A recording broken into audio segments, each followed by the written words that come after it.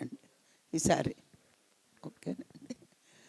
మరి 2002లో ఒకానొక అనారోగ్యం తగ్గించుకోవడానికి నేను ధ్యానంలోకి వచ్చాను. ధ్యానంలోకి వచ్చాక నేను తెలుసుకున్నది ఏంటి అంటే, ధ్యానం అనారోగ్యాలకి తగ్గించుకోవడానికి కాదు, పరమాత్మని ఈ సృష్టిని సృష్టించిన సృష్టికర్తని తెలుసుకోవాలి అంటే ధ్యానం తప్పించి రెండో మార్గం లేదు అని మన ఉపనిషత్తులు, మన పురాణాలు చెప్పడం జరిగింది. మరి ఇప్పటి వరకు మాకైతే ఒక వెంకటేశ్వర స్వామి దేవాలయం ఉంది, ఎన్నో సేవా కార్యక్రమాలు చేస్తున్నాము. మరి ఈ సేవా కార్యక్రమాలు కానీ అంటే ఒక హాస్పిటల్ ఉంది హోమియోపతి, అలాగే ఒక ఇన్స్టిట్యూట్ పెట్టి 500 మంది స్టూడెంట్స్కి హ్యాండ్ వర్క్స్ నేర్పుతూ ఉంటాను. మరి ఇవన్నీ కూడా ప్రపంచక సేవలే, కానీ వీటి వల్ల పుణ్యం వస్తుందే కానీ మోక్షం రాదు. అంటే పుణ్యకర్మలు చెయ్యాలి, కానీ మోక్షం కావాలి అంటే ధ్యానం ఒక్కటే మార్గం అని నేను తెలుసుకున్నాను. కానీ నాకు అక్కర్లేదు మోక్షం అనుకోవడం మూర్ఖత్వం. చాలామంది అప్పుడే ఎందుకు ధ్యానం అంటారు, లేకపోతే బాధ్యతలు తీరాక ధ్యానం అంటారు. ఇవన్నీ పరమాత్మని తెలుసుకునే అర్హత లేని వాళ్ళు మాట్లాడే మాటలు. మరి భగవంతుడు సృష్టిని అనుభవిస్తున్న నువ్వు భగవంతుడిని తెలుసుకోవడానికి అప్పుడే ఎందుకేటి? పోనీ అప్పుడే ఎందుకని తిండి మానే, అప్పుడే ఎందుకని గాలి పీల్చడం మానే, అప్పుడే ఎందుకని మంచినీళ్ళు తాగడం మానే. మరి ఇవన్నీ కావాలి, కానీ ఇవన్నీ నీకు అందించిన భగవంతుడిని తెలుసుకోవడానికి అప్పుడే ఎందుకు అనడం మూర్ఖత్వం. మరి ఇది అందరూ సాధ్యం కాదండి. నిజం చెప్పాలంటే ఈ యోగ మార్గంలోకి రావడానికి ఎంతో ఎంతో పుణ్యం ఉంటే కానీ రాలేరు అని నా 23 ఏళ్ళ ప్రయాణంలో నేను తెలుసుకున్నా. మీరు గమనించండి, మన ఇంట్లో మనం ఒక్కడమే చేస్తాం ధ్యానం. మన తోబుట్టువులు చేయరు, కొంతమందికి భర్తలు చేయరు, కొంతమందికి భార్యలు చేయరు, అత్తమామలు చేయరు, తల్లిదండ్రులు చేయరు. నేను కూడా అట్లాగే ఆలోచించేదాన్ని. మరి నేను చెప్తున్నా మా ఇంట్లో ఎందుకు వినరు అని. అంటే నాకు తర్వాత అర్థమైంది, ఈ భగవంతుణ్ణి తెలుసుకోవడానికి కూడా వాళ్ళకి ఎంతో పుణ్యం ఉంటే కానీ ఆయన్ని చేరుకునే ఈ మార్గంలో వచ్చినా నిలవలేరు. చదువు అందరూ చదువుతారు. ఫస్ట్ క్లాస్ వచ్చిన వాళ్ళు కొంతమంది, సెకండ్ క్లాస్ వచ్చిన వాళ్ళు కొంతమంది, థర్డ్ క్లాస్ వచ్చిన వాళ్ళు కొంతమంది, ఫెయిల్ అయిన వాళ్ళు కూడా కొంతమంది. మరి రాలేకపోతున్నారు అంటే భూమి మీద పుట్టారు, మానవ జన్మ తీసుకున్నారు, కానీ భగవంతుడు అంటే వాళ్ళు ఇంకా విగ్రహాల్లోనే భగవంతుడిని చూసి సత్యమైన భగవంతుడు ఆత్మని తెలుసుకునే అర్హత ఇంకా వాళ్ళకి రాలేదు. నేను అదే మా అన్నయ్యలతో అంటాను, భగవంతుడికి మీరు గొప్పవాళ్ళు అనిపిస్తే ఇందులోకి వస్తారు. మనకి నిష్కామ కర్మ అన్నది కొంచెమైనా ఉంటే అది ఈ జన్మలో కానీ గత జన్మలో కానీ ఈ పుణ్యం ఉంటేనే ఈ మార్గంలోకి రాగలరండి. పుట్టడం మానవ జన్మ వచ్చినంత మాత్రాన అందరూ ధ్యానులు కాలేరు, కొద్దిమందే ఉంటారు. షిరిడి సాయిబాబా ఒక మాట చెప్పేవారు, ఒక మామిడి చెట్టుకి ఎన్నో పూలు పూస్తాయి, పూలన్నీ పళ్ళవవు, పూలుగా రాలిపోతాయి, కొన్నే పింజలుగా అవుతాయి. ఆ పింజలన్నీ కాయలవు, కొన్ని పింజలుగా రాలిపోతాయి. కాయలన్నీ పళ్ళవవు, కొన్ని కాయలుగా రాలిపోతాయి. కొన్ని మాత్రమే పళ్ళవుతాయి, ఆ పళ్ళే ఇంకో చెట్టుకు జన్మనిస్తాయి. అలాగే వాడు కొన్ని జన్మలు మానవ జన్మ తీసుకున్నాక కొన్ని జన్మలు శరీర స్థితిలో ఉంటారు, కొన్ని జన్మలు మనోస్థితిలో ఉంటారు, కొన్ని జన్మలు బుద్ధి స్థితిలో ఉంటారు, కొన్ని జన్మలు ఆత్మస్థితిలోకి వస్తారు. ఆ బుద్ధి స్థితిని దాటి ఆత్మస్థితిలోకి రాగలిగే వాళ్ళే ధ్యానంలోకి వస్తారు. సత్యం తెలుసుకునేది సత్వగుణమే. తమో గుణంలో, రజోగుణంలో పాపకర్మలు ఎక్కువ చేస్తూ అహంకారాలు పెంచుకుంటూ భగవంతుడికి దూరమవుతూ తీవ్రమైన దుఃఖం అనుభవిస్తారు. నా జీవితంలో పూజలు చేస్తున్నాను, మొక్కులు మొక్కుతున్నాను, అన్నీ చేస్తున్నాను, దుఃఖం పోవట్లేదు, వేదన, ఇవన్నీ ఉంటాయి. అప్పుడే వాడి జీవితంలో ఒక సద్గురు వచ్చి, నాయన నువ్వు శరీరం కాదు, ఆత్మవి, నువ్వు ఎక్కడి నుంచి వచ్చావో తెలుసుకో, నువ్వు ఎక్కడికి వెళ్ళాలో తెలుసుకో. భగవంతుడంటే మారే గుణం ఉన్నవాడు భగవంతుడు కాదు. మార్పు లేనిదే సత్యం. యుగాలు మారినా, జగాలు మారినా, మారినది ఏదైతే ఉందో అది సత్యం. భగవంతుడికి మార్పు లేదు. ఆయన సృష్టికి మార్పు ఉంది. ఆయన సృష్టించిన ప్రతిదీ కూడా మీరు గమనిస్తే పుడుతుంది, పెరుగుతుంది, నశిస్తుంది. కానీ ఆయనకి మార్పు ఉండదు. మరి ఎప్పుడూ మార్పు లేనిది ఎవరు అంటే భగవంతుడు ఒక్కడే. మరి ఆయన ఎక్కడున్నాడు? మనమే చెప్తాం సర్వాంతర్యామని. మరి ఎందుకు చెప్పావు? సర్వజీవులలోని అంతర్యామిగా ఉన్నాడు భగవంతుడు. ఆ భగవంతుడు ఉన్న మూలానే ఆ జీవులలో చలనం ఉంది. ఆ భగవంతుడు, ఆత్మ అనే భగవంతుడు తప్పుకుంటే ఆ జీవి నిర్జీవి అవుతుంది. మనం కూడా ఆత్మ అనే భగవంతుడు ఉంటేనే మన శరీరంలో చలనం ఉంటుంది. ఈ ఆత్మ తప్పుకుంటే శవం. నేను చేశాను అంటున్నాం అజ్ఞానంతో. నేనేమీ చెయ్యట్లేదు. నాలో ఉన్న భగవంతుడు ఈ శరీరంతో చేయిస్తున్నాడు. ఇది తెలుసుకోవడమే ఆధ్యాత్మికత.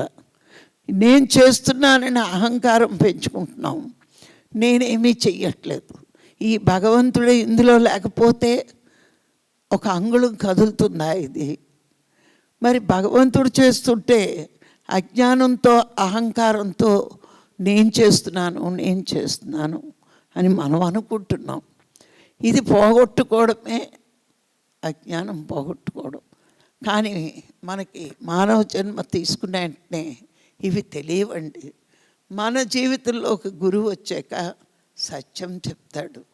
ఏమిటా సత్యం అంటే, దేహం నువ్వు అనుకుంటున్నావు, దేహానికి సంబంధించినవన్నీ నీవు అనుకుంటున్నావు. కానీ అసలు దేహమే నువ్వు కాదు, నువ్వు ఆత్మవి. సాధన కోసం ఆత్మ ఈ శరీరం అనే తొడిగేసుకుని వచ్చింది భూమి మీదకి. ఒళ్ళు కప్పుకోవడానికి బట్టలు ఎలా వేసుకున్నామో అలాగే ఈ శరీరాన్ని, పంచభూతాల్ని అడిగి ఈ ఆత్మ ప్రకృతి దేవతలకి మెటీరియల్ ఇచ్చి, నాకు ఇలాంటి ఆకారం కావాలి అని ఆ ప్రకృతి దేవతల్ని కోరుకుని ఇలాంటి ఆకారం తయారు చేయించుకుంది. ఆడగా పుట్టాలా, మగగా పుట్టాలా, ఎలా పుట్టాలి, ఎక్కడ పుట్టాలి, ఇదంతా ఆత్మ యొక్క నిర్ణయం. మనకి ఇవేమీ తెలియవు. కష్టం వస్తే చాలు అదవ బతుకు అనుకుంటాం. కష్టాలు తట్టుకోలేకపోతే చచ్చిపోదామని కూడా అనుకుంటారు. కానీ ఈ శరీరం రావడానికి ఈ ఆత్మ ఎంత కష్టపడి పంచభూతాల నుంచి మెటీరియల్ తీసుకుని ప్రకృతి దేవతలను రిక్వెస్ట్ చేసి ఆకారం తయారు చేయించుకుని ఈ తొడిగేసుకుని భూమి మీదకి వచ్చింది. వచ్చి సాధన లేక ప్రతి చిన్న విషయానికి వేదనే. నా మొగుడు ఎందుకు తిట్టాడు, నా అత్తమామలు ఎందుకు తిట్టారు, మా చుట్టాలంతా ఇలా ఎందుకుంటున్నారు. ధ్యానంలోకి వచ్చే కూడా కష్టాలు ఉంటాయి. ఎలాంటి కష్టాలంటే, వాళ్ళు చెయ్యరు, మనం చేస్తాం.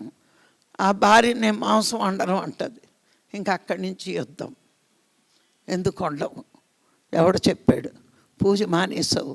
వాడికున్న నాలెడ్జ్తో ఇంట్లో దీపం పెట్టకపోతే అరిష్టం, మళ్ళీ వీడు కొత్త కవిత్వం, ఇలా రకరకాల యుద్ధాలు. కానీ ఎన్ని యుద్ధాలు జరుగుతున్నా ఓర్చుకుంటూ సహనంతో సాధన చేస్తేనే, మన గురువుగారు చెప్పినట్టు సహనమే ప్రగతి.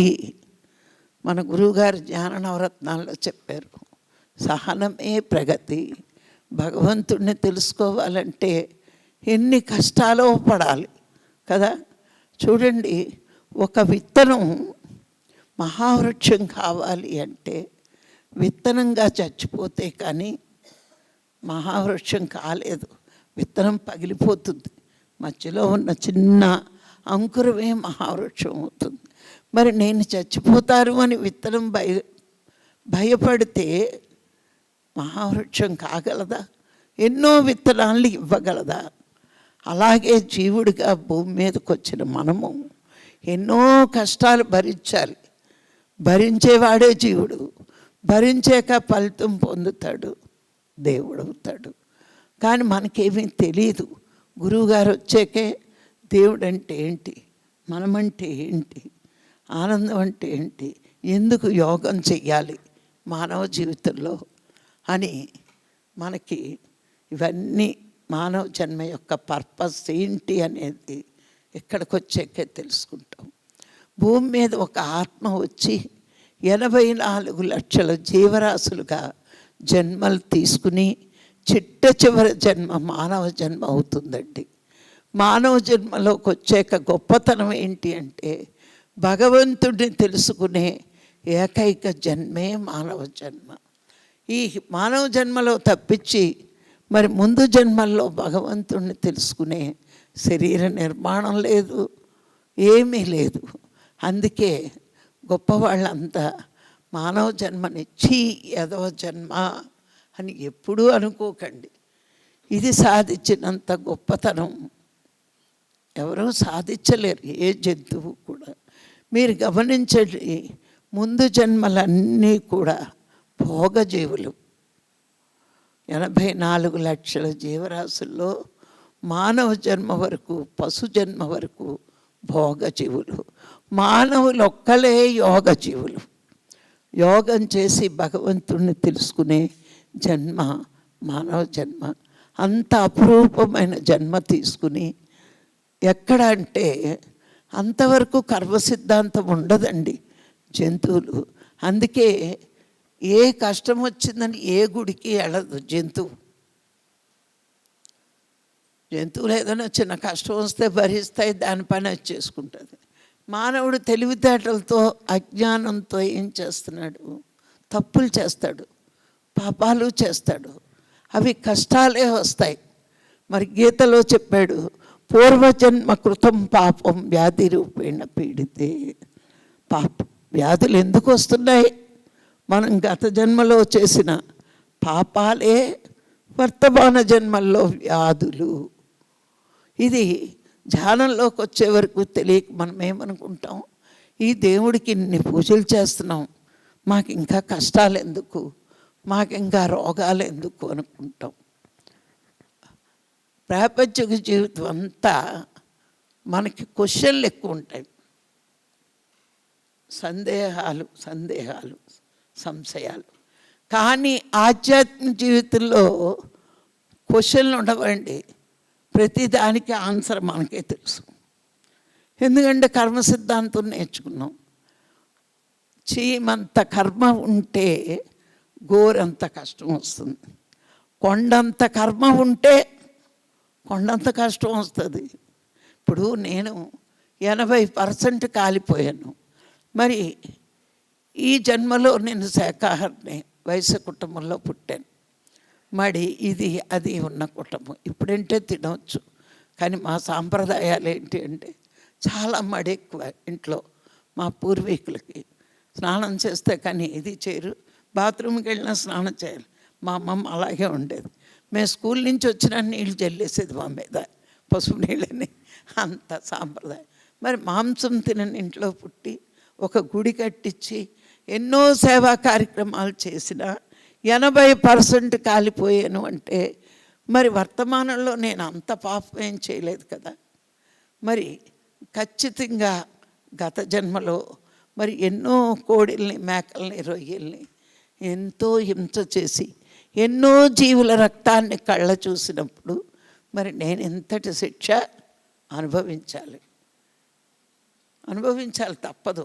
ఈ జన్మలో పతివ్రతలా మాట్లాడేస్తే గత జన్మ కంపు, ఆ పాపం వర్తమానంలో అనుభవించాలి కదా.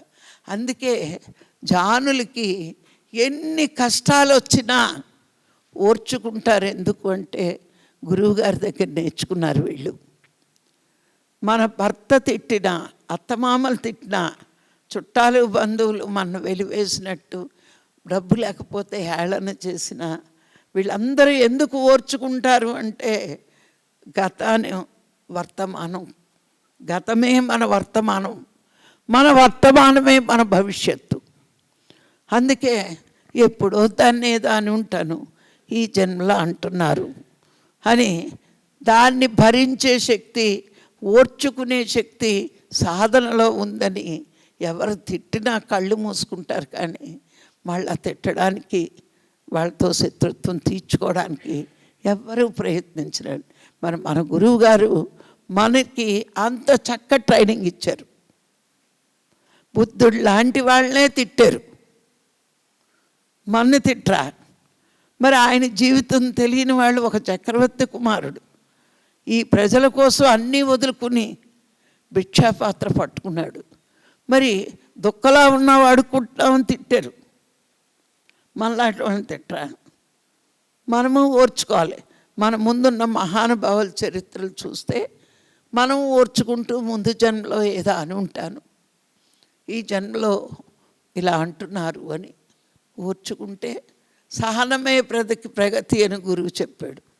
ఓర్చుకుంటేనే ఎంతో నేర్చుకుంటాం అంటారు. కానీ మనం చేసిన సాధన మనం గుర్తు చేసుకుంటూ, ఎందుకు గుర్తు చేసుకోవాలి? మనం ప్రయాణం ఎటు? భగవంతుడి వైపు. ఇంత గొప్ప సాధన మనకు అందించే గురువు దొరికాడు. దీని ముఖానికి దొరకలేదు కాబట్టి ఇది ఇలా వాగుతుంది. ఈ భూమి మీద మనం దురదృష్టం అనుకుంటున్నాం, కానీ సాధన ఉన్న మనం ఎంతో అదృష్టవంతులు అండి. అందరికీ ఈ మార్గం తెలియదు, నచ్చదు. భగవంతుడి దగ్గరికి వెళ్ళాలంటే అప్పుడైనా అనుకుంటారు వీళ్ళు, అప్పుడైనా చచ్చిపోవడం అనుకుంటారు. చావు అంటే చచ్చేంత భయం. కానీ చావు అంటే కొత్త చీర కట్టుకున్నంత హ్యాపీ యోగికి. మన కొత్త చీర కొనుక్కున్నప్పుడు ఎప్పుడు కట్టేసుకుందామా అనుకుంటాం, ఎందుకు కొత్త చీరలు అంటే మోజు. అలాగే ఈ యోగికి కొత్త శరీరం తెచ్చుకుని ఏం సాధించాలో అది సాధించవచ్చు అని హ్యాపీగా ఫీల్ అవుతాడు. అందుకే చావు దైవయం తప్పించడానికే మన జీవితంలో గురువులు వస్తారటండి. అప్పటి వరకు మనకు చావు అంటే భయం. ఎందుకు? ఎన్నో జన్మల్లో చచ్చొచ్చాం. ఈ ఆత్మ ఎన్నో శరీరాలు తీసుకుని అవి వదిలేసి ఇక్కడికి వచ్చింది, కానీ పాఠం రాదు మనకి. దీని అవసరం తీరిపోతే ఇది వదిలేస్తుంది అనే పాఠం ఎన్ని జన్మలు తీసుకున్నా రాదు. కానీ గురువు వచ్చాక చెప్తాడు, ఏమని? కొత్త చీరలు కొనుక్కోవడానికి ఎంత మోజుగా వెళ్తున్నావో కొత్త శరీరాన్ని తీసుకోవడానికి కూడా అంత ఉత్సాహంగా నీకు జ్ఞానం ఉన్నప్పుడే తెలుస్తుంది. ఈ శరీరంతో అవసరం తీరిపోయాక నీకు ఇష్టమున్నా లేకపోయినా ఆత్మ దీన్ని వదిలేస్తుంది. చూడండి, అప్పటి వరకు ఒక చీర మేము మోజు పెంచుతాం, కొత్త చీర కొనుక్కున్న వెంటనే దాని మీద మోజు తగ్గిపోద్ది. ఎందుకంటే అది కట్టియాలని. ఈ జీవితం కూడా అంతే. మరి ఇది ఎప్పుడు తెలుస్తుంది అంటే ఈ మార్గంలోకి వచ్చాక. నేను శరీరము అనుకుంటే గమనించండి, అన్నిటి మీద బంధం ఉంటుంది మనకి. మొగుడి మీద, పిల్లల మీద, ఆస్తిపాస్తుల మీద, అన్నిటి మీద బంధం ఉంటుంది. కానీ జ్ఞాన మార్గంలోకి వచ్చాక వదిలేము, కానీ వస్తే రాని, ఉంటే ఉండని, పోతే పోని. ఈ ధోరణి మెల్లిగా అలవాటు అవుతుంది. ఇక నేను శరీరం అనగానే మనం ఏం చేస్తాం? మన పిల్లలకి తగ్గిపోద్దేమో అని దాస్తాం. చాలామందికి డొనేషన్లు ఇవ్వాలంటే భయం. ఎందుకంటే మన అబ్బాయికి వాడేం చేస్తాడు, చక్కగా హోటల్కి వెళ్ళి 5,000 బిల్లు కడతాడు. మనం ఏం చేస్తాం, ఒక 1,000 రూపాయలు ఇవ్వాలంటే అయ్యి బాబోయ్ ఇలాగే దాన ధర్మాలు ఇస్తే నా కొడుక్కి చెప్పేస్తానేమో. కానీ వెళ్ళిపోయే డబ్బు ఎలాగన్నా వెళ్ళిపోద్ది. తెలివిగా ఉన్నప్పుడు ధర్మం పుణ్యం చేసుకుంటే ఈ రెండే మనకు కూడా వస్తాయి. వాడు పబ్బులకి క్లబ్బులకి ఖర్చు పెట్టే డబ్బు అది మన పుణ్యంలో రాదు.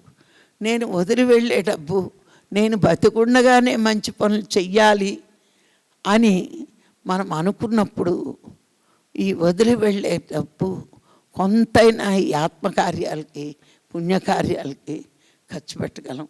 ఇప్పుడు భీమవరంలో 23 సంవత్సరాల నుంచి ఈ 3 days వర్క్షాపులు కానీ మేము తిరగడానికి కానీ హ్యాపీగా ఖర్చు పెడతాం.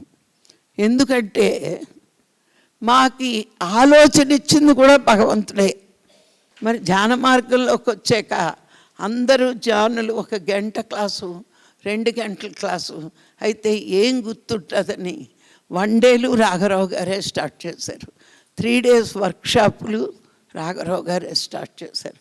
ఇంకా 7 days పెడతానంటే పత్రిక గారు తిట్టారు, ఇంకా ఆవిడ బతకనవ్వా నువ్వు 7 days పెడుతున్నావని. అలాగా మన డబ్బుని మంచి కార్యాలకి కూడా ఖర్చు పెట్టే అదృష్టం మనకి రావడం భగవంతుడు కృప ఉంటేనే వస్తుందండి. మనం ఖర్చు పెట్టేస్తే ముష్టోళం అవ్వండి. నువ్వు పిడిగడేస్తే బస్తా పొందే అదృష్టం భగవంతుడు ఇస్తాడు. కానీ పిడిగడేయడానికి పెద్ద మనసు ఆయనే ఇవ్వాలి అనుకుంటాం. నేను చేశాను ఆ ఆలోచన కూడా లోనుండి నడిపిస్తాడు ఆయన. మన డబ్బు పుణ్యం అయితే, మన డబ్బు ధర్మపరమైనది అయితే ధర్మకార్యాలకే వెళ్తుంది. లేకపోతే మనకి ఇవ్వబుద్ధి అవుతుంది, దాచుకోబుద్ధి వస్తుంది. మీకు కృష్ణుడు తెలుసు, ధర్మరాజు తెలుసు కదా. కానీ ధర్మరాజుని దాత అనలేదు, గొప్ప దాత అన్నారా. ధర్మరాజు కూడా అడిగినవన్నీ ఇచ్చేవాడట. ధర్మరాజు అన్నారు కానీ దాత. కృష్ణుణ్ణి కర్ణుణ్ణి మాత్రం మహాదాత అన్నారు. దాత, గొప్ప దాత అన్నారు. ధర్మరాజుకు ఒకరోజు అనుమానం వచ్చిందట. కృష్ణుడి దగ్గరికి వెళ్ళి, బావా నేను కూడా అడిగినవన్నీ ఇస్తున్నాను కదా, నన్ను ధర్మరాజు అంటున్నారు కానీ దాతాన్ని ఎందుకు అనట్లేదు అని. సమయం వచ్చినప్పుడు నీకు తెలియపరుస్తానులే అని చెప్పాడట. ఒకసారి మంచి వర్షాలు పడుతున్నాయట, వర్షాకాలం అట. ఒక బ్రాహ్మణుడు వచ్చి, నాయన నేను యజ్ఞం చేస్తున్నాను, నాకు ఎండికట్టెలు ఇవ్వా అన్నాడట. వర్షాకాలం ఎండికట్టెలు ఎక్కడ దొరుకుతాయి, దొరకవు. అప్పుడు ధర్మరాజు అన్నాడట, అరే వర్షాకాలం వచ్చి అడుగుతున్నావు ఎండికట్టెలు కావాలని, నువ్వు కొంచెం వేసంకాలం అడిగినా పట్టుకెళ్తానంటే బోల్డ్ ఇద్దరు కదా, వర్షాలు తగ్గాక రా అన్నాడట. అప్పుడు చేసుకోపోని అని ఆయన కర్ణుడి దగ్గరికి వెళ్ళాడట. నాకు ఇలాగ యజ్ఞానికి కావాలి కన్నా. అప్పుడు కర్ణుడు ఏం చేశాడట, వాళ్ళ ఇంటికి ఉన్న కిటికీలు ద్వారబంధాలు అన్నీ పగలగొట్టి పట్టుకెళ్ళి యజ్ఞం చేసుకో, నేను మళ్ళా ఎండాకాలం వచ్చాక ఇవన్నీ పెట్టుకుంటానులే అన్నాడు. అప్పుడు కృష్ణుడు చెప్తాడట, నీకు ఆయనకి తేడా తెలిసిందా, అడిగిన వెంటనే దానం చేస్తున్నాడు కర్ణుడు, అందుకే గొప్ప దాత. నువ్వు ఉన్నప్పుడు ఇస్తానులే అన్నావు, నువ్వు ధర్మరాజువే కానీ దాతవు కాలేదు. ఒక చిన్న ఆలోచన దాతయ్యేడు. ఈయన ధర్మంగా ప్రవర్తించి పరిపాలించి ధర్మాన్ని తెలుసుకున్నాడు. కానీ దానం ఇచ్చేటప్పుడు సేవ వచ్చింది. ఇప్పుడు కాదు అన్నాడు. అదే నా నీకు ఆయనకి తేడా. అందుకే కృష్ణుడు మరణించేటప్పుడు కర్ణుడు కూడా ఏడ్చాడు. గొప్ప తల్లి యొక్క నిర్లక్ష్యానికి, గురువు శాపానికి, భూదేవి శాపానికి, ఇంతమంది శాపానికి బలి ఒక యోగి నేల కూలాడు. ఎంత గొప్పగా పుట్టాడు, గొప్ప వంశంలో పుట్టాడు, సహజ కవచ కుండలాలతో పుట్టాడు. కానీ ఇందరి శాపానికి తనను అవమానించారు వీళ్ళని. అటు శత్రురాజులు దాంట్లోకి వెళ్ళి గొప్పవాడు కూడా నాశనం పొందాడు. అందుకే జ్ఞానులు ఎప్పుడూ కూడా సరి అయిన స్నేహితుల్ని ఎన్నుకోవాలి. వీడి వల్ల నేను ఎదుగుతున్నాను, వాడు ఎంత సహాయం చేయని, కానీ అధర్మం వైపు మాత్రం మనం వెళ్ళకూడదు. సాయం చేశారనే కర్ణుడు అటు వెళ్ళి వినాశనాన్ని కొని తెచ్చుకున్నాడు. అంత కీర్తి పోయింది. మనం కూడా అవన్నీ చూసి ఎలా ఉండాలో మనం తెలుసుకోవాలి.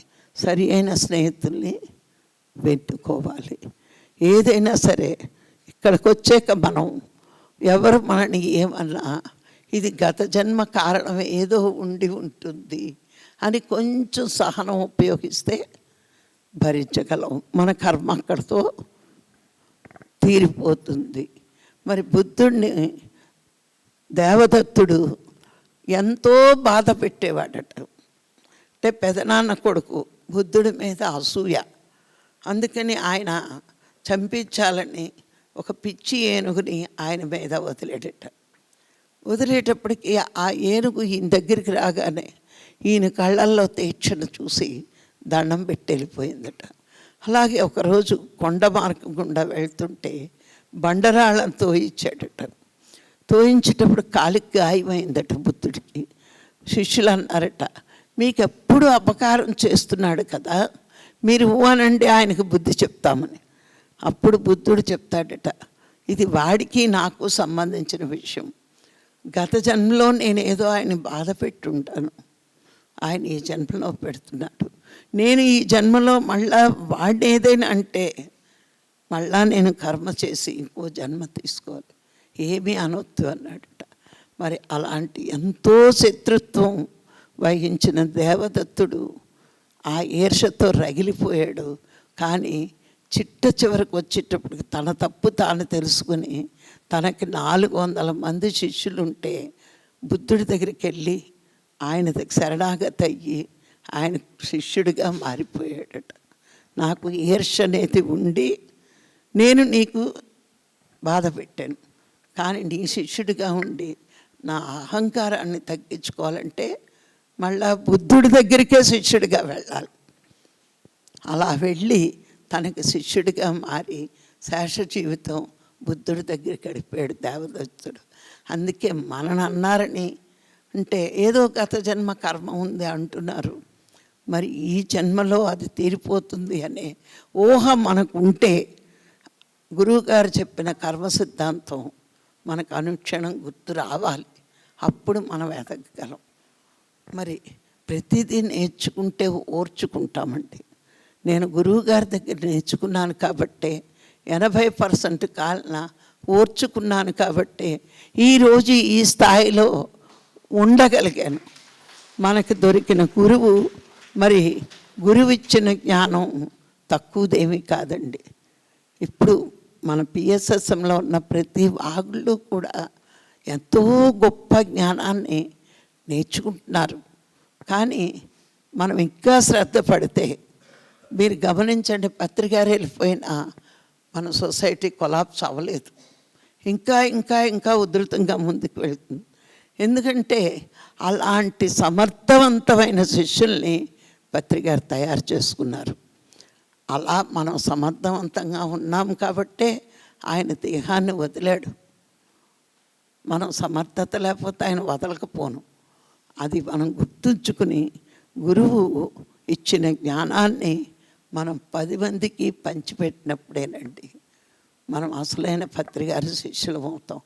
ఆయన ఏ పని చేశాడో శిష్యుడు కూడా అదే పని చెయ్యాలి. ఆయన జీవితాన్ని ప్రజల కోసం అంకితం చేశాడు. భార్య బిడ్డలు వదిలాడు. కానీ మనం ఏమన్నీ వదలక్కల్లా. మనకున్న ఖాళీ టైం కొంచెమైనా మనం చేస్తూ ఉంటే, విశ్వానికి ఇస్తూ ఉంటే విశ్వేశ్వరుడు నిన్ను కాపాడుకుంటూనే ఉంటాడు. ఇప్పుడు నేను విశ్వం గురించి తిరుగుతున్నాను. అందరూ చెప్తారు 74 ఏళ్ళ వయసు అని. క్లాసులోనే గుర్తొస్తుంది, ఉట్టప్పుడు నాకు గుర్తురాదు, వీళ్ళు గుర్తు చేస్తూ ఉంటారు. మరి ఆ ఓపిక, ఆ శక్తి ఎవరిస్తున్నారంటే భగవంతుడే ఇవ్వాలి. ఆయనే ఇస్తాడు. గురువు ఇచ్చిన జ్ఞానం ఉంది, రెండూ పట్టుకుని వెళ్తాను. నాదట్టు ఏం లేదు. ఈ శరీరాన్ని నడిపిస్తున్నాడు పరమాత్మ. లేకపోతే చావు వరకు వెళ్ళి వెనక్కి రావడం ఏంటి? ఈ భూమికి ఏదో చెయ్యాలి. అందుకే గురువుగారు భూమి మీద ఉంచమని అప్లికేషన్ పెట్టుకుని ఉంటారు. మరి అందుకే నేను ఉన్నాను. అందుకే మానవ జన్మ తీసుకున్న వెంటనేనండి మనం ధ్యానంలోకి రాము. తమో గుణం, రజోగుణం అయ్యి సాత్విక గుణంలోకి వచ్చేకే సత్యం. అందుకే కొంతమంది దేహ దృష్టితో ఉంటారు, కొంతమంది మనోదృష్టితో ఉంటారు, కొంతమంది ఆత్మ దృష్టితో ఉంటారు. దేహ దృష్టితో ఉన్నవాళ్ళు అప్పుడే ధ్యానంలోకి రాలేరండి. వాళ్ళ శరీరం బాగుండాలి, వాళ్ళ ఆరోగ్యం బాగుండాలి, వాళ్ళు చాలా అందంగా ఉండాలి. ఎదుటి వాళ్ళని కూడా దేహ దృష్టితోటే చూస్తారు. వాళ్ళకి ఏది ఉందో అదే కదా వస్తుంది, వ్యక్తం అవుతుంది. నీకు జ్ఞానం కావాలంటే వాళ్ళు జ్ఞానం ఎంత ఉందనుకుంటావు. నువ్వు దేహ దృష్టితో ఉంటే నీ శరీరాన్ని ఎంత అందంగా ఉంచుకోవాలి, ఎంత ఆరోగ్యంగా ఉంచుకోవాలి. మీరు గమనించండి, చాలామంది ఫుడ్ విషయం వస్తే ఇది తింటే బలం, కొర్రలు తింటే బలం, మేనులు తింటే బలం. ఎంత పిచ్చెక్కిపోతారంటే ఇప్పుడు ఈ టీవీ ద్వారా ఇంకొంచెం తెలుస్తుంది. కొన్నాళ్ళు ఆయిల్ పుల్లింగ్ అన్నారు, నూనె తెగ చప్పలించేవారు, అదే అయిపోయింది. వాటర్ థెరపీ అన్నారు, అదే అయిపోయింది. ఇప్పుడు ఏదో కొర్రలు మేనులు తినాలి, మిలిట్స్. ఏది అడ్వర్టైజ్మెంట్ చేస్తే అది మన ఇంట్లోకి వచ్చేస్తుంది. మన పూర్వీకులు తినలేదా? వాళ్ళు బలంగా లేరా? వాళ్ళు మాంసం తిన్నా బాగున్నారు. ఎందుకంటే వాళ్ళది నేరో మైండ్ కాదు, బ్రాడ్ మైండ్. 10 మందికి సాయం చెయ్యాలనుకునేవారు. ఇప్పుడు నేనే నా ఇంట్లో చెయ్యట్లేదు, ఇంకా 10 మందికి ఎక్కడ సాయం చేస్తాం? పూర్వం రోజుల్లో నాకు తెలిసినంత మటుకు మా పెళ్ళిళ్ళ టైంలో పెళ్ళిలో అప్పడాలు చేయాలంటే ఇరిగమ్మ పొరిగమ్మ చుట్టాలు 10 మందో 20 మందో కూర్చుని అప్పడాలు వడియాలు చేస్తూ, ఈరోజు మా ఇంట్లో, ఇంకో రోజు ఇంకో పెళ్ళిలో ఇలా ఒకరికొకరు సహకారం చేసుకునేవారు. ఇప్పుడు చుట్టం దిగితే ఇళ్ళకి ఎలక్ట్రిక్ పొయ్యి ఉంటుంది, గ్యాస్ పొయ్యి ఉంటుంది.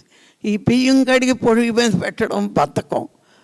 ఆ జమాటా కొడదామా, ఇది కొడదామా, అది కొడదామా, ఈడితో మంచినీళ్ళు ఇచ్చేలోగా అది మన ఇంటి దగ్గరికి వచ్చేస్తుంది. ఆడు ప్యాక్ చేసి రెడీగా ఉంటాడేమో, ఎవడు అడుక్కుంటాడా అని. ఇవన్నీ ఇప్పుడు ఎక్కడ ఏముంది చెప్పండి? పూర్వం వాళ్ళు ధీమాగా రోగాలు. 100 సంవత్సరాల క్రితం ఇన్ని హాస్పిటల్స్ లేవు. ఇప్పుడు ఎన్ని హాస్పిటల్స్! హైదరాబాద్లో ఏ వీధికి వెళ్ళా ఆకాశం అంత ఎత్తుంటుంది హాస్పిటల్. ఆడికేం పోయింది, నిన్న కడతాడు. మనం 10 రోజులు ఉంటే 15 లక్షలు బిల్లు వేస్తాడు. మనం నోట్లు ఇచ్చేయడానికే అందులోకి వెళ్ళిపోవాలి. అందులోకి వెళ్ళిపోయామంటే లోనకి వెళ్తూ అనుకోవాలి 10 లక్షల 15 లక్షల 15 లక్షల 15 లక్షల వెనకాతలు పెట్టుబట్టుకుని వెళ్ళాలి, అంబులెన్స్ వెనకాతలు. అలా ఉన్నాయి రోగాలు, అలాగే ఉన్నాయి. ఎందుకంటే మన నేరో మైండ్ అయిపోయింది, బ్రాడ్ మైండ్ కాదు. ఎవరికి సహాయం చెయ్యం. మన ఆలోచన విధానాన్ని బట్టే మనకు ఆరోగ్యం అండి. ఆలోచన ఎలా ఉంది? ప్రకృతికి వ్యతిరేకంగా చేస్తున్నాం ఆలోచనలు. నాకేం లాభం, నాకేం లాభం, నాకేం లాభం.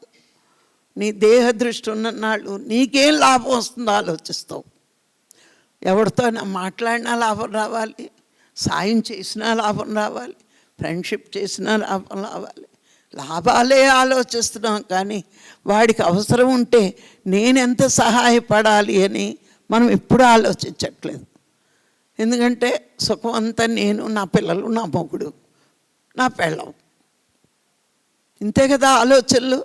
కనీ పెంచిన తల్లిదండ్రులు కూడా ఇప్పుడు వద్దు. ఎందుకంటే అపార్ట్మెంట్లో 2 గదులు ఉంటాయి, 3వది గెస్ట్ రూమ్, అది అటాచ్డ్ బాత్రూమ్ ఉండదు. నా కొడుకోటి నేనోటి ఇక్కడే పని చేసుకుంటాం అపార్ట్మెంట్లో. గెస్ట్ రూమ్ ఇస్తాం కావాలంటే. అందుకే ఏం చేస్తున్నారు, నా ఫంక్షన్తో ఏదో దగ్గర ఎందుకు ఓల్డేజ్ హోమ్లో ఉండొచ్చు, స్టార్ లెవెల్లో కడుతున్నారు, అక్కడ ఉండొచ్చు కదా, నా వయసు వాళ్ళతో కాలక్షేపం అని వీళ్ళు జాయిన్ చేయకపోయినా వాళ్ళు వెళ్ళిపోతున్నారు. ఎందుకయింది?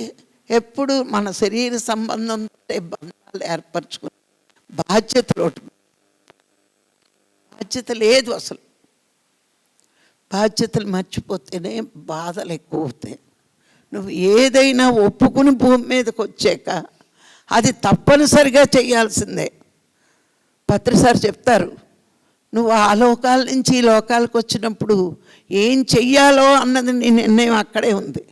ఇప్పుడు తల్లిదండ్రులు మనకుంటే వాళ్ళు అడ్డు అనుకుంటే ఆ తల్లిదండ్రులు లేకుండా నువ్వెలా వచ్చావు భూమి మీదకి?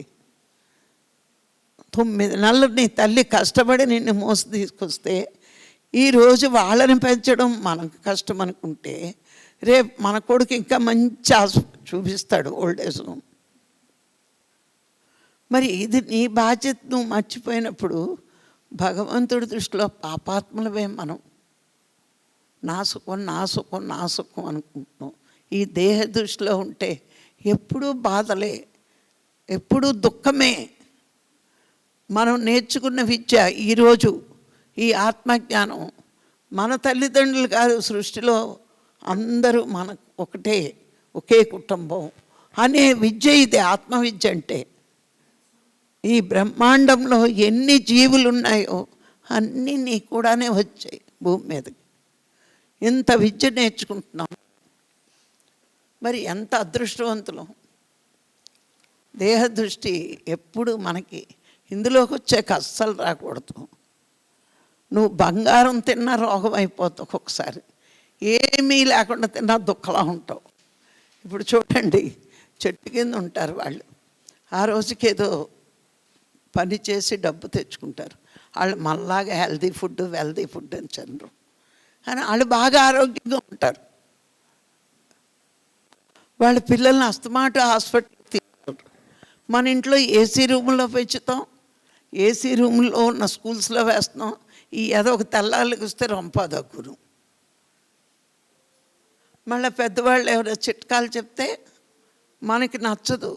ఆడి దగ్గర బిల్లెట్టి పొద్దున్న సాయంత్రం వరకు కూర్చుంటే ఆ ముక్కులో డ్రాప్స్, కళ్ళలో డ్రాప్స్, చెవిలో డ్రాప్స్, ఇన్ని డ్రాపులు ఇస్తే అన్ని సీసాలు అట్టుకుని వస్తాం. ఓ 3 రోజులు వాడతాం, మళ్ళీ డస్ట్బిన్లో పడేస్తాం. ఎక్స్పైరీ డేట్ కూడా వేస్తాడు. మన డబ్బు ధర్మపరమైతే కాకపోతే మనకు రోగాలే వస్తాయి. మనం ఎంతసేపు దేహదృష్టితో ఉన్నాం కదా, నా వాళ్ళు అని. అప్పుడు అనారోగ్యాలు బాగానే వస్తాయి. మరి పని మనిషి ఇంట్లో పిల్లలకి కొంచెం రొంపు వస్తే ఏం చేస్తారండి? కొంచెం కుంకుడికి అరగతీసి, మీకు ఎంతమందికి గుర్తుందో, మా చిన్నతనంలో మా మనల వరకు నేను అదే చేశాను. కుంకుడికి అరగతీసి ఆ నొరగలో కాస్త పసుపు వేసి మాడు మీద పెడతాం. దెబ్బకి రొంపలేదు, గింపలేదు. 3 రోజులు అలా వేస్తే ఆడి దరిదాపుల్లో రొంపడం. కానీ ఇలాగా మనకి గుండెలోంచి టెన్షన్ వచ్చేస్తుంది కదా. హాస్పిటల్ ఆయన చేతిలో ఈ పిల్లని ఎట్టేస్తే బెస్ట్. లేకపోతే ముక్కులో 2 పప్పు నూనె డ్రాప్స్ వేస్తే రొంపపోతుంది. ఇప్పుడు అవి నచ్చవు. హాస్పిటల్లోడు ఎప్పుడో వీళ్ళు బాకీ ఉంటారు, ఈ విధంగా వెళ్ళి తీర్చేస్తూ ఉంటారు. అవునా కదా? ఇప్పుడు చెప్పినా నచ్చదు ఎవరికి. ఈ వైద్యాలు, ఈ చిట్కాలు నచ్చదు. మరి ఈ విధంగా ఆ దృష్టి పెంచుకున్నప్పుడు మనం ఎవ్వరికీ సాయం చేయమండి. నా వాళ్ళు అనుకున్న వాళ్ళకే, నా బంధువులు, నా చుట్టాలు, నా బిడ్డలు, అంతవరకే. ఇంకొంచెం బ్రాడ్మెంట్ అయితే మా కులపోళ్ళు. అంతేగాని ఎవ్వరికి సాయం చేయం. దేహదృష్టి ఉంటే భగవంతుడి దృష్టిలో ఆదాములు అంటారు. ఇక మనోదృష్టి, వాడెంత గొప్పవాడు, వీడెంత గొప్పవాడు, వాడెంత కోటీశ్వరుడు, వీడికి ఎన్ని ఆస్తులు ఉన్నాయి, ఈ లెక్కలేస్తూ ఉంటాం. వాడు మనతో మాట్లాడితే చాలు, ఎప్పో ఎంతో గొప్ప అనుకుంటాం. కానీ వాడొక్క పైసా మనకెట్టడు. కానీ వాడితో ఫ్రెండ్షిప్ ఉంది, వీడు నాకు బాగా ఫ్రెండ్, ఇవి ఎక్కువ చెప్పుకుంటూ ఉంటారు. ఎందుకంటే డబ్బున్న వాళ్ళ ఫ్రెండ్షిప్ ఉంటే, పదవులు ఉన్న వాళ్ళ ఫ్రెండ్షిప్ ఉంటే చాలా గొప్ప అనుకుంటారు. చాలా గొప్పెట్టి ఆడు మన ఇంటికి వచ్చి తీడు మనమే తీసేస్తాం. గొప్పకి ఆడంత గొప్పోడు మన ఇంటికి వచ్చాడు, మనం లేనివాడు అనకూడదు, మనం బాగా పెట్టియాలి. ఇదిలో ముష్టోడికి బుద్ధి బెటర్, కానీ ఫ్రెండ్ మాత్రం ఎవడన్నా గొప్పోడు వస్తే మనని తక్కువ చూడకూడదు అనుకుంటూ వాడికి మర్యాద చేస్తాం. ఇటుడికి డబ్బు లాభం అనే ఆలోచన బుద్ధి జ్ఞానం లేనివాడికి ఉండదు. వాళ్ళని తిరుగుతూ వీళ్ళని కాదు తిరుగుతూ వీడు సంపాదించుకోవలసిన టైం అంతా వేస్ట్ చేసుకుంటాడు. మా మిల్లులో ఒక గుమాస్తా ఉండేవాడండి, బాబు దగ్గర పనిచేసేవాడు. వాడికి 20,000 జీతం. వాడికి క్రిస్టియన్ వాడు. ఈ ఎలక్షన్ వచ్చినప్పుడు ఆ ఊరంతా కూడా వీడి చేతిలోకి ఉందని వీడిని అస్తమాటు పిలిచి, మా ఎమ్మెల్యే అప్పుడు ఎమ్మెల్యే, వీడికి గొప్పగా ఓ ఫోన్ కొనిచ్చి ఏదో చెప్తారు, నీ వల్ల ఓట్లు పడతాయి ఇలాగా అలాగని. వీడు ఉద్యోగం మానేసి, అయ్య బాబాయ్ ఎమ్మెల్యే గారు నన్ను అస్తమాట పిలుస్తున్నారు, ఇక్కడ ఉద్యోగంలో ఉంటే ఎలాగా అని చెప్పి ఉద్యోగం కూడా మానేశాడు. మొన్న ఎలక్షన్లో ఓడిపోయింది పాపం పార్టీ. ఓడిపోతే ఏం చేస్తాడు, ఇటు ఉద్యోగం పోయింది, అటు ఎమ్మెల్యే గారు పిలవట్లేదు. ఈడు వాడుకున్నాడు, వీడికి ఫోన్ తప్పించేవి ఇవ్వలేదు. వీడికి ఓ 10,000 రూపాయలు ఫోను. వీడు ఉబ్బిపోయాడు, ఇంకేముంది ఈసారి మాకు వచ్చేస్తాడు కిందటిసారి వచ్చాడు కదా అనుకుంటూ వీడు ఉద్యోగం వదిలేశాడు.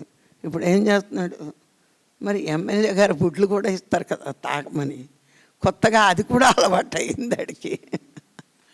ఎలాగాడు మాంసాహారే, ఆడిప్పుడు ఏ బజ్జు చేయగలడు, ఎంత లాభం అయిపోయాడు, అదో తాగేసి తేరగా దొరుకుతుందని పంచిపెట్టమని ఇచ్చినవి కూడా ఆడే దాచుకున్నట్టున్నాడు. ఇప్పుడు ఉద్యోగం సద్యోగం లేకుండా తిరుగుతున్నాడు. ఇదేమైంది, పెద్దవాళ్ళు మనతో పరిచయం ఉంది, అనుభవం ఇంకేముంది, నాలాంటి వాడితో మాట్లాడుతున్నాడు అంటే వీడికి ఊడిద్ది కానీ ఆడికేం ఓడలే. మనోదృష్టి ఉంటే వాళ్ళ సంపదలు వాళ్ళ పదవులు అవన్నీ గొప్పగా చూస్తూ వాళ్ళు మనతో మాట్లాడితే మనం ఫీల్ అయిపోతాం. మనం ఆలోచించుకోవాలి, ఈ ఏదో నా భుజం మీద చెయ్యేస్తే నా వల్ల వీడికి ఏదో లాభం అని. ఆ తెలివితేటలుంటే ఉన్న చోట కరెక్ట్గా నిలబడతాం. ఇక ఆత్మదృష్టి, ఈ ఆత్మదృష్టిలో వచ్చినప్పుడు ఎట్లా ఉంటామంటే మనము అందరినీ ఆత్మగా చూస్తాం. వాడు గొప్పవాడా బీదవాడా, వాడికి డిగ్రీలు ఉన్నాయా పదవులు ఉన్నాయా అవి మనం చూడం. ఇప్పుడు ఇక్కడ హాల్లో ఇంతమంది ఉన్నారు, ఆత్మదృష్టిలో అందరికీ ఒకటే భోజనం ఒకటే కుర్చీలు, ఏ కుర్చీ ఖాళీ ఉంటే ఆ కుర్చీయే. మరి అలా ఉన్నామా లేదా మనం ఇక్కడికి వచ్చాక? అందరూ ఆత్మలే. ఇక్కడ ఆడి ప్రపంచంలో ఎంత గొప్పవాడైనా ఎంత భేదవాడైనా, కొంచెం డబ్బున్నవాడైతే ఏదైనా ఇస్తే కొంచెం డొనేషన్ ఇవ్వచ్చు, లేకపోతే ఆ ఊర్లో పెరబడి కడతాడని కొంచెం మర్యాదగా ఇస్తాం. కానీ ఒక్కొక్కసారి వాళ్ళు కూడా కట్టరు, మన దగ్గరికి వస్తారు. కానీ ఏదైనా అనారోగ్యం వస్తే తగ్గిపోయాక మళ్ళీ మన దృష్టిలోకి అంతగా ఉండరారు. అది ఏమవుతుందంటే ఈ ఆత్మదృష్టి పెంచుకునే కొద్దీ మనం ఎవరితోటి శత్రుత్వం తెచ్చుకోం. మీరు గమనించండి, మనం ఎవరితోటి శత్రుత్వం తెచ్చుకోవడానికి ఇష్టపడం. ఎలాంటి వాళ్ళకైనా ధ్యానం కావాలంటే మనం చెప్పడానికే ముందుంటాం. కానీ మరి వాళ్ళు ఈ కులం వాళ్ళు, ఈ మతం వాళ్ళు, ఈ ఊరి వాళ్ళు అనే భావన మనకి రాదు. ఎందుకు అంటే ఈ ఆత్మవిద్య అలాంటిది, నీ ఆలోచన అలాంటిది. నువ్వు శ్వాస మీద ధ్యాస పెట్టావు అంటే ఆ శ్వాస ఎక్కడి నుంచి వస్తుంది? భగవంతుడి నుంచి వస్తోంది శ్వాస. మరి అందరూ నువ్వు పీల్చుకోవడానికే ఇచ్చాడా? అన్ని కులాలు అన్ని మతాలు అందరికీ అది ఉంది. నువ్వు సాధన చేసి ఆ పైనుంచి వస్తున్న ఆ శక్తిని విశ్వశక్తిగా మార్చేది నీలో ఉన్న ఆత్మ అనే సత్యాన్ని నువ్వు తెలుసుకోవాలి. అవి పంచప్రాణాలుగా మార్చి మనని లోన అన్ని పనులు యథాతథంగా జరిపిస్తుంది ఆత్మ. అలాంటి ఆత్మకి ఇంకా శక్తి కావాలంటే నేను ధ్యానం చెయ్యాల్సిందే. ధ్యానం చేస్తేనే నేను అనంతమైన శక్తి స్వరూపుణ్ణి అవుతాను. కానీ ధ్యానం చెయ్యకపోతే పరాధీన బతుకటండి. పశువులు ధ్యానం చెయ్యవు, అందుకే అవి ఏంటి పరాధీన బతుకులు. దాన్ని ఇప్పుడు పశువుకి అది గడ్డి వేస్తే కానీ తెద్దు, గడ్డి పండించగలదా? పండించలేదు. ఆ గడ్డి బయట నుంచి గడ్డి కూడా తెచ్చుకోదు. అందుకే పశుజన్మ వరకు పరాధీన బతుకులై. కానీ మానవ జన్మ తీసుకున్నాక మనము ధ్యానం చేయకపోతే మనని కూడా పశువు ఎందుకు అంటున్నారు?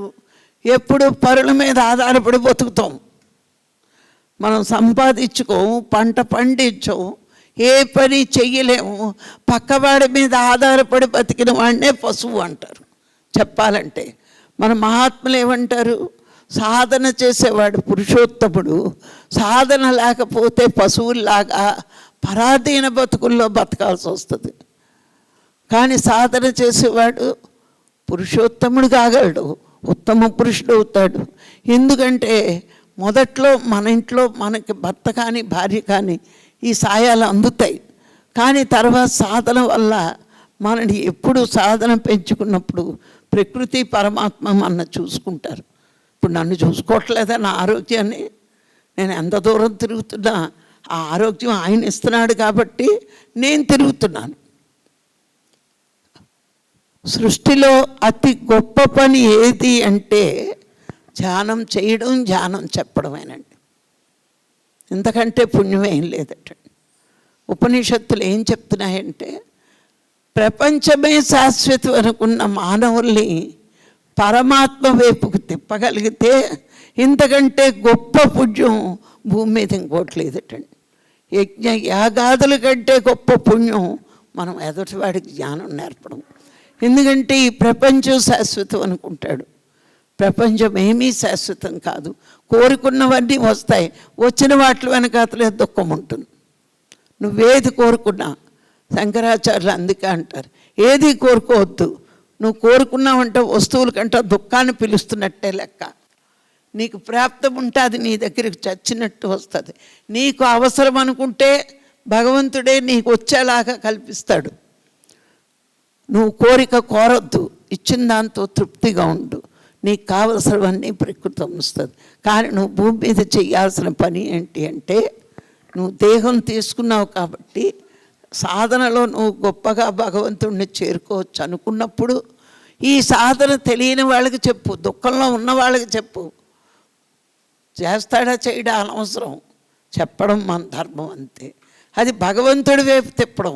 నువ్వెవరికైనా ధ్యానం చెప్పేవు అంటే ప్రపంచం మీద ఉన్న దృష్టిని భగవంతుడి వైపు తిప్పినట్టు. ఇప్పుడు మనందరము ఆత్మ ఆత్మ ఆత్మ అంటున్నాం. ఆత్మ ఎవరు? పరమాత్మే సూక్ష్మంగా ఆత్మగా ఉన్నాడు. ఈ శరీరాన్ని నడిపిస్తున్నవాడు ఆత్మ అంటున్నాం, అది సూక్ష్మరూపం.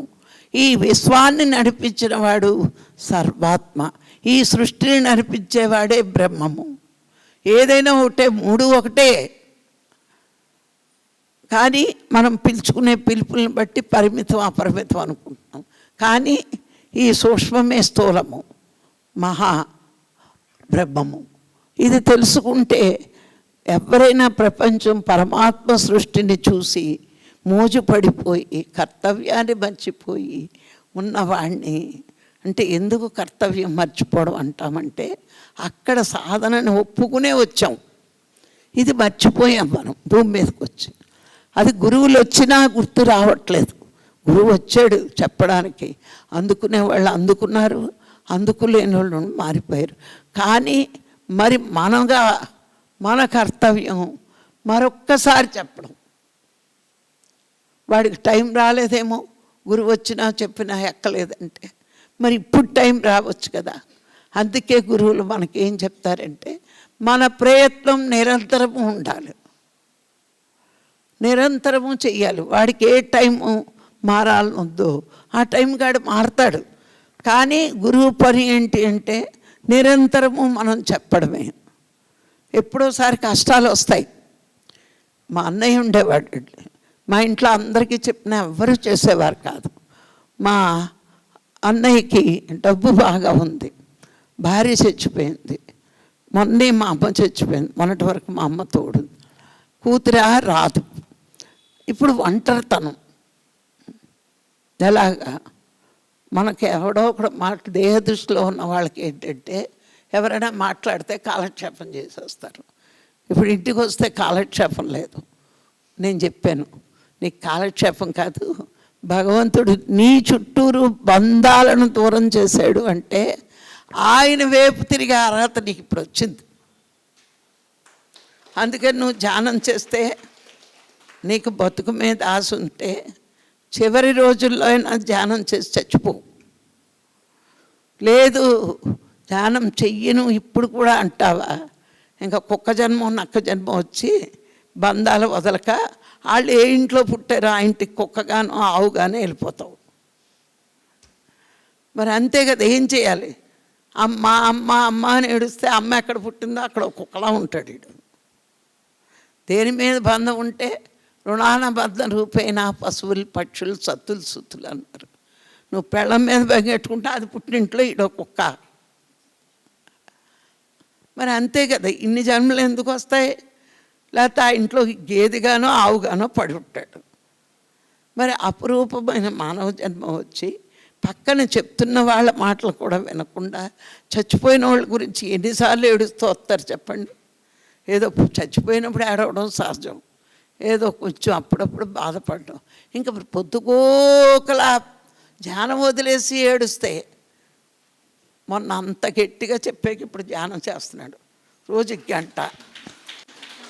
మళ్ళా ఒరే టైం ఏమన్నా పెంచారంటే ఏదోనే చెల్లి అంతకంటే పెంచలేకపోతున్నాను. ఎదవా అర్ధరాత్రి లారీలు వస్తుంటే లోడ్ తీసుకోవడానికి వెళ్తావు, మరి ధ్యానం గంట చేయలేకపోతున్నానంటే మనకు వచ్చేది పోయే కాలం కానీ వచ్చే కాలం కాదు. పోన్లే గంట అయినా కళ్ళు మూస్తున్నావు, నేను చెప్పినందుకు ఆ మాత్రం మాట అయినా విన్నావు. ఒరే నువ్వు ఎంత డబ్బు సంపాదించినా ఇప్పుడు మరీ వేస్ట్. ఎవరు ఇప్పుడు ఎందుకు, ఇప్పటికే కోట్లు ఉన్నాయి, ఇంకా ఎందుకంటే అదో వ్యసనం. కొంచెం టైం పెంచరా అంటే పెంచలేకపోతున్నాను అంటాడు. పోనీ తెల్లాడు కరెక్టే 4 గంటలు ఇచ్చేస్తాడు. నా హరే రామ హరే కృష్ణ వాళ్ళు తగులుకున్నారండి. తగులుకుని హరే రామ హరే కృష్ణ జపం చేసుకుంటే చాలా మంచిదన్నారే, అందుకే చేసుకుంటున్నాను. ఎదవా నీకు జపంలో ఉండాల్సిన ధ్యానంలో తీసుకొచ్చాను నేను. నా అన్నయ్యగా పుట్టడం నీ అదృష్టం అనుకున్నాను. పోలే అది చెయ్యి ఇది చెయ్యి అన్నాను, లేకపోతే ఇది బాగానే సందులో పోతాడు. అందుకే జపం సాయంత్రం చేయి, తెల్లవారుజాము ధ్యానం చెయ్యి అన్నాను. అది బ్రహ్మముహూర్తం, నీకు చాలా లాభాలు ఉంటాయి. వచ్చే జన్మ అపరకోటీశ్వరుడు వైపు డబ్బున్న ఎదవలకు డబ్బే చెప్పాలి వీడికి. వచ్చే జన్మలో నువ్వు మహాకోటీశ్వరుడు అయిపోతావు, ధ్యానం చేస్తున్నావు కదా అని చెప్తే చేస్తారన్నాడు. ఆడికి అంతకుంటా ఆలోచించే ఈ శ్లోకం ఇచ్చాను, ఉత్తర గీత పుస్తకాలు ఇచ్చాను. పుస్తకం ముట్టుకుంటే పాపంలా ముట్టుకోరిళ్ళు. మనకి మనం చేసే పని ఎలా ఎదిగేమో అందరికీ చెప్తాం. వాళ్ళు ఆ పని చేయకపోతే మొదట్లో బాధ వచ్చేది, కోపం వచ్చేది. ఇప్పుడు ఏమనిపిస్తుంది, ఆ పుస్తకం కొనుక్కోవడానికి అర్హత లేదు, పోనీ ఫ్రీగా ఇచ్చడం చదవడానికే అది కూడా అర్హత లేదు. ఇప్పుడు మనం ఇక్కడి నుంచి ఏదో Telangana government Andhra government free బస్సులు చేసి ఫ్రీగా బస్సు ఎక్కి వస్తున్నాం. ఏం పోయే కాలం ఆ డబ్బు పెట్టుకుని పుస్తకాలు కొనుక్కోవచ్చు కదా. అప్పే కొనుక్కోవద్దు. ఎన్ని బస్సులైనా లైన్లో నుంచి ఫ్రీగా ఎక్కెళ్ళిపోతాం. ఆ బస్సు ఎక్కితే 20 రూపాయలు ఖర్చు అయింది కదా.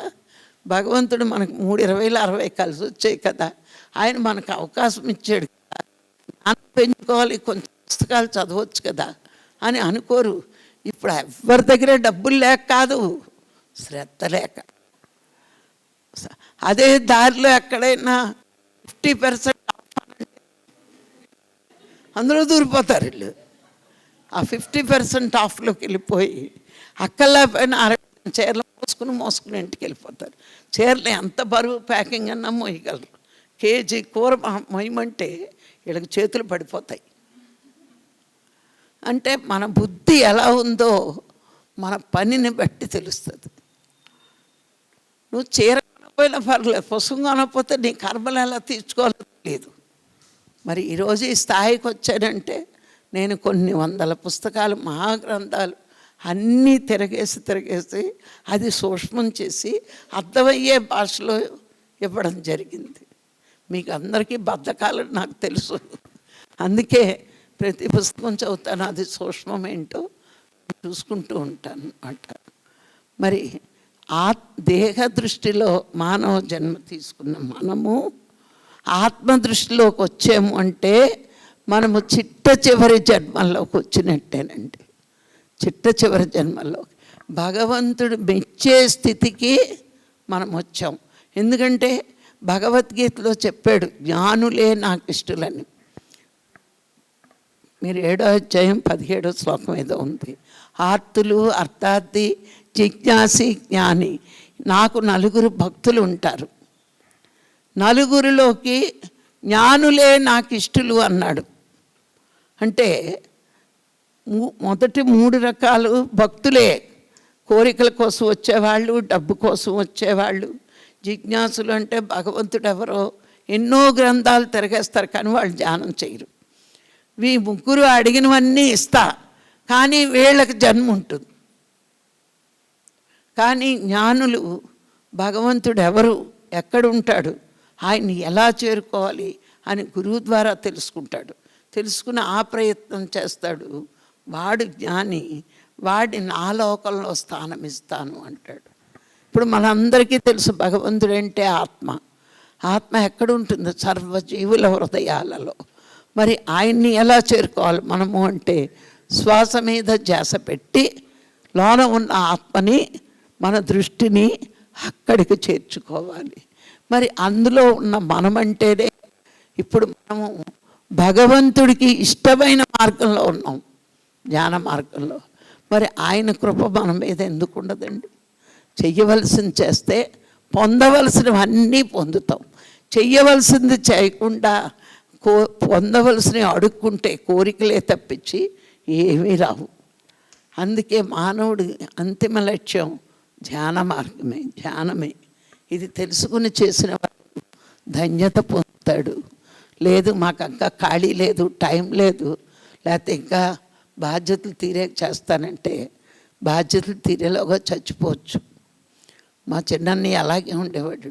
ధ్యానం చేయమంటే ఎందుకు అన్నాడు. పిల్లల పెళ్ళిళ్ళు అయ్యాక బాధ్యతలు తీరాక నీలా చేస్తా బావా అన్నాడు. అన్న 3 ఏళ్ళకి చచ్చిపోయాడు. చేయడానికి అవకాశం ఉందా? శరీరం ఉండగా తెలిసినా చేయలేకపోవడం. మంచి జీవితం నెక్స్ట్ వస్తుందని చెప్తే అహంకారం ఉన్నవాళ్ళు వినరండి. మరణించే ముందైనా ధ్యానం చేసుకుని మరణిస్తే మరుజన్మ మంచి జీవితం వస్తుంది. కానీ తెలుసున్న పోనీ ప్రయత్నిద్దాం, 1 గంట చేద్దాం, అరగంట చేద్దాం, అస్సలు అనుకోరు వాళ్ళు. ఎందుకు? వాళ్ళ తర్వాత జన్మ, ఈ జన్మలో చేసిన పాపాలు నెక్స్ట్ జన్మలో మంచి జీవితం తీసుకునే అవకాశం లేదు వాళ్ళకి. అందుకే వినబుద్ధి కాదు. అవకాశం ఉన్నవాళ్ళు పోన్లే మంచి జీవితం మేము తీసుకునే అవకాశం వచ్చింది అని. అందుకే అంటారండి, అజ్ఞానిని మార్చగలవటండి, మూర్ఖుణ్ణి మార్చలేము. ఇప్పుడు కొండంత చీకటున్న గదిలో ఓ 10 ఏళ్ళ నుంచి ఈ గది చీకటిగా ఉందనుకోండి, మనం వచ్చి ఆ చీకటిని పోగొట్టాలంటే ఒక్క లైట్ వేస్తే వెలుతురు వస్తుంది. అజ్ఞాని పొజిషన్ ఇది. తెలియక తన జీవితంలో దుఃఖాలు, కష్టాలు అనుభవిస్తాడు. కానీ జ్ఞానం అందిన వెంటనే అది నేర్చేసుకుంటాడు. కానీ మూర్ఖుడు అబ్బే మీరు మాంసం తినొద్దంటారు, పూజలు వద్దంటారు, మాకు ధ్యానమే వద్దు. ఇది మూర్ఖుడు పరిస్థితి. అందుకే మూర్ఖులు మన మాట వినరు. బుద్ధుడు ఏం చెప్పాడు? మూర్ఖులతో వాదించే పొరపాటు ఎప్పుడూ చేయకు. చెప్పడం మన ధర్మం కాబట్టి చెప్పాలి, కానీ చెయ్యకపోతే మనం వాడితో వాదించక్కర్లేదు, వాడిని వదిలేయడమే మన ధర్మం. ఎవరమ్మా ఫోను? మనకు అర్థమైపోద్ది, చెప్పినా వినకపోతే ఈడు మూర్ఖుడే అని. అలాంటి వాళ్ళని వదిలేయాలి. ఇప్పుడు మనం అంతా ఆత్మస్థితిలో ఉన్నాం కాబట్టి కష్టపడి ఇంకొంచెం సాధన చేసి స్వాధ్యాయం చేసి సజ్జన సాంగత్యం చేస్తే చివరి జన్మ మనం చేసుకోవచ్చు. సరే సార్, 1:30కా భోజనాలు? 1:30 కాదా? 1 గంట ధ్యానం చేయించి అప్పుడు భోజనాలు పడి. సరే, ఇప్పుడు 1 గంట ధ్యానం చేద్దాం. సాధన చేస్తే మనకి శక్తి పెరుగుతుందండి. శరీరం కానీ, మనసు కానీ, బుద్ధి కానీ, ఆత్మ కానీ శక్తి పెంచుకునే విధానం సాధన. జ్ఞానం ఎందుకు అంటే కర్మలు దగ్ధం చేసుకోవడానికి. ముందు జన్మల్లో ఎన్నో కర్మలు చేసుంటాం. జ్ఞానం పెరిగే కొద్దీ మనం కర్మలు దగ్ధం చేసుకుంటాం. మనం శక్తిని పెంచుకుంటే లోన ఉన్న ఇన్నర్ అంతా శక్తివంతం అవుతుంది. మేధాశక్తి, గ్రహణ శక్తి, విచారణ శక్తి, ఈ శక్తులన్నీ పెరగడానికి జ్ఞానం. ఈ జ్ఞానం ఎందుకు అంటే కర్మదగ్ధం చేసుకుంటాం. ఎన్ని విషయాలు తెలుసుకుంటామో అన్ని కర్మలు దగ్ధం అవుతాయి. ఏమీ తెలుసుకోతే కర్మల మూట అలాగే ఉంటుంది. ఎన్ని కర్మలు చేసి వచ్చామో మనకు తెలియదు. అందుకని జ్ఞానం కర్మదగ్ధం చేయడానికి